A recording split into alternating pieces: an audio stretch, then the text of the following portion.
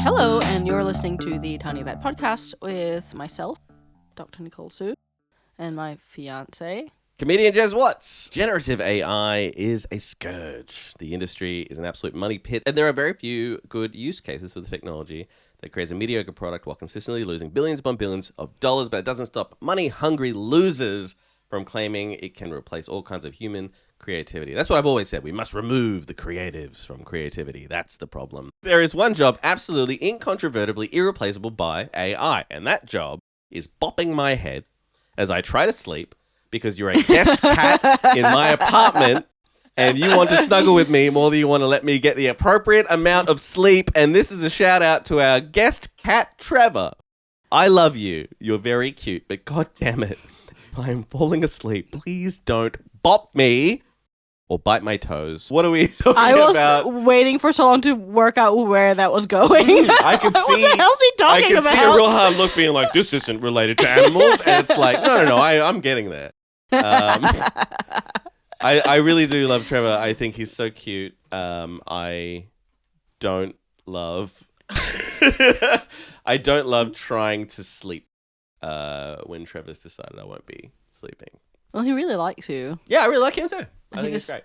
wants to interact with you. No, it is something where I'm just like, part of the reason we don't have a permanent cat, is the size of the apartment or whatever, and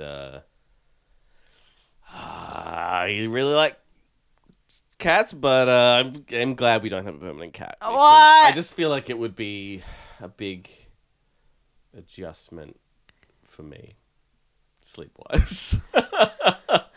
I have friends with cats as well. And Trevor's not the only cat who's like this. But anyway, what are we talking about today, my love? I know you want infinity animals. I'm so sorry that we can't have infinity animals. So a simple 5-step program on how to murder your fiance and get away with it. All right, listen. I feel like we've compromised to a number of animals. I think it's good. And I told you, if you buy a large apartment, a larger place for us to live, then we can certainly revisit the amount of animals that will live here. I'm sure the number will increase, but we can't be like your childhood collection of animals.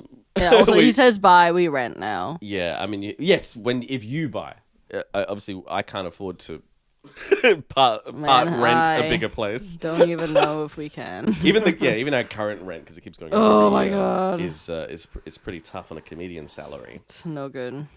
Irrespective of that, what are we talking about? Oh, it's today, actually my quite love? nice. It's actually a really nice topic. Hooray! Puppy school. Puppy school. I know. Yes, I have a relation who brought their dog to puppy school very briefly, and then also didn't really super follow through with the stuff after that. And then I remember talking to them like a year later, and it's like, oh, how's the dog or whatever. They're like, oh yeah, it really hasn't learned the lessons well. I'm like, well, that makes sense. Yep, that checks out. That checks out. Puppy school's cool, right? Well, it's great. It's fantastic. I always recommend it. And yes, for training. Yep. And but also for socialization. Yes. Because I have so many people. Just like regular human school. Yeah, exactly. Yeah. And that's why I tell people, if they go, some people go, oh, I already know how to train a dog. I'm like, that is completely irrelevant to this conversation. It's like sending your child to kindergarten. Yep. They not really there to learn glue. To eat glue, yes, not to learn glue. Yeah. But they're there to learn that you don't punch other people in the face. Yeah, sure. As a first step. Maybe absolutely. after 3 or 4 times of then you can escalate, but not as number one. Yeah. And that's exactly the same with puppy school. And it's so important because they have what's called an ideal socialization period. Oh, I see. Like, I think children have it. I think human children have it as well. Yeah. It makes sense that you just looked confused about human development. Yeah. No idea. But yeah, that makes sense, right? Like, there's a certain time period in which you learn how to be a person. Yeah. / learn how to and if be you skip it, a too dog. bad. Yeah. You're kind of screwed on that part. Yeah. Then you just become a weirdo. Yeah. Like me.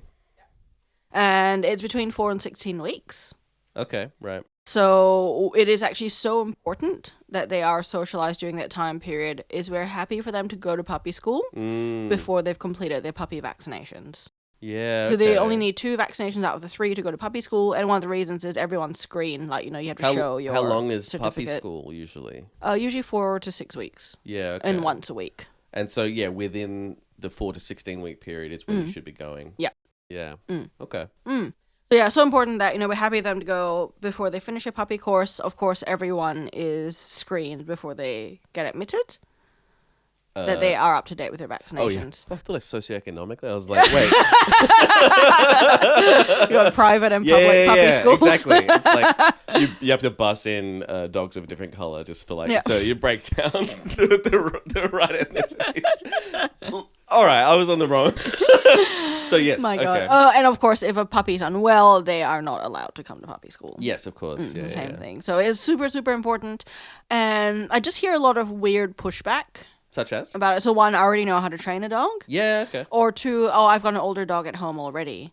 Yeah, I mean, I can understand where you're not sort of worried about socialization. I mean, I guess, if it's around another dog, I suppose. Yeah, but then they're only cool with that one other dog. Right. Whereas puppy schools, it's usually a mixed bag. So you got big ones, little ones, fluffy ones, not fluffy ones, and also different people as well. Is it quite expensive, puppy school? Not really. Yeah. But also, that's the other thing, right? People that go, the vaccinations, the routines are so expensive. I'm like, do you know what happens when they get sick? Yeah. Like, I don't think you should get a pet then. Particularly in terms of socialization with people and with other animals, it's like, if your dog bites someone, if your dog bites another dog, your dog might be killed. Oh, yeah. Like the fallout from not having your dog be cool with interacting with, other people, other dogs or whatever, it's so extreme. Yeah. That it's like, well, I mean, you should do a little work to. Yeah, but also it makes like I've think. had dogs where the owners come manage them at home. They come back and forth. We had to give them so many like sedatives, all these kind of things. It's just a huge hassle. Yeah. And so much more expensive. Yeah. To the owners because the dog's unmanageable behaviorally. But yeah, you need to do it young. Yeah. Yeah, interesting. And same thing with, all the other things. So you're teaching them that it's fine for people to look in their mouths and to touch their feet. Well, yeah. Yeah, I've been trying to teach you that as well. Touch their feet, look in their ears, all this kind of thing. Get their nails cut. Yep. Like, that's really the time to do it. Or get their teeth brushed as well. Yeah, okay. Because that's when they're really going to benefit most from that kind of positive reinforcement. I would training. imagine, maybe this is unfair generalization against rescues or whatever. I would imagine a lot of time rescues haven't had this stuff happen. Done for them. Well, that's the hard part, right? Because so let's say if you rescue a dog, probably it hasn't been socialized properly. Probably. And probably a big part of that is not going to puppy school and all that kind of stuff. Yeah. But also sometimes you just don't know. Sometimes you get a dog with an unknown history at 2 years old. Yes, absolutely. You just don't know. So this is, I guess, advice more for people, as much as I think sometimes ethical, mostly not, but this is advice more for people who get dogs from a breeder or whatever. Yeah, but also, you can get... Like a rescue is older than that, right? Not necessarily. You can get puppies from rescues. Oh, you get a lot of puppies, I think their mother probably was surrendered when she was pregnant or something. Yeah, okay. So you can get a lot of puppies from rescues as well. Yeah. At least the nice thing with a puppy from a litter is that often they will be with their siblings. Yes. During that time, so they have some socialization. Yep. But still. But then it's good to meet like out-group dogs. Yeah. Yeah. And that's one of the reasons why hand-raised animals are so weird, because yes. they completely miss that window a lot of times. So many examples of that. Yeah. Being in a vet house. Yeah. Rabbit Dusty and stuff. Like, he was very comfortable with human beings to a point that you're like, this doesn't make any sense. Yeah. How much he wants to be like carried around by a person, because rabbits don't like that. Bit every rabbit he met. And then, he bit a couple of people too, but people trying to take his blood and stuff, right? Which, again, I think is fair. But yeah, it's, and I see it with some of the possums and stuff that you've hand raised. They do rewildify a bit as they get older, but you learn how to be a person, a dog, whatever, by being around, I don't want to say this term, but like your own kind, like your own species. It makes sense. Yeah. So yeah, super, super important. Even if you've had dogs your whole life, it's still an important thing to go to puppy school. And it's not about you, the owner. It's about the puppy. Yeah. Meeting all these other dogs and people in a positive, controlled environment. Yes. To go, oh, we'll just go to the dog park. You don't know what psychos go to the dog park. Like, you don't have to have a negative experience there and mess them up.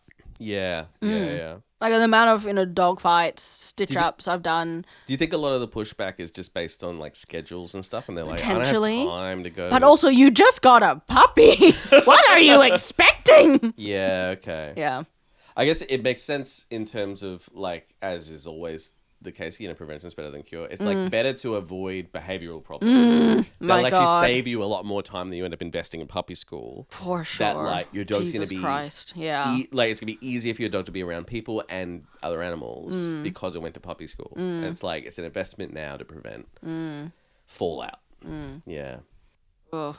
And we had this one dog. The owners couldn't even give it medication at home. Yeah. It was so bad. Ooh. And... well, we don't know how much more we can help you. Yeah. Because this dog's a psycho.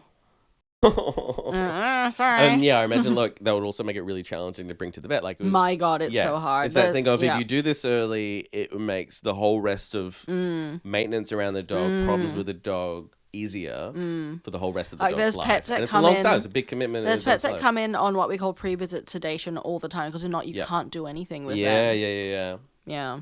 Yeah, when I was like a teenager, we got a dog. I think we got her like when she was really young, so I think she came from a breeder.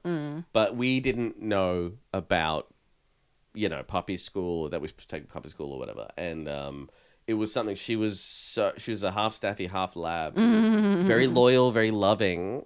But we never did anything to socialize her with any other animals, and so being around any other dog, she would just really immediately, like, she'd be trying to defend us, but she was impossible to have her around another dog because she would go to attack them or whatever. And there was like some issues with later, like a few years down the road or whatever, like we tried to have her cohabit with another dog and they would fight, and there were some really heavy fallouts from that. No good. And also sometimes with strangers, like strange people and stuff. And it really did come back to, it wasn't her nature. She was very loving, but we didn't teach her that it's normal to be around strangers, be that strange animals, strange people.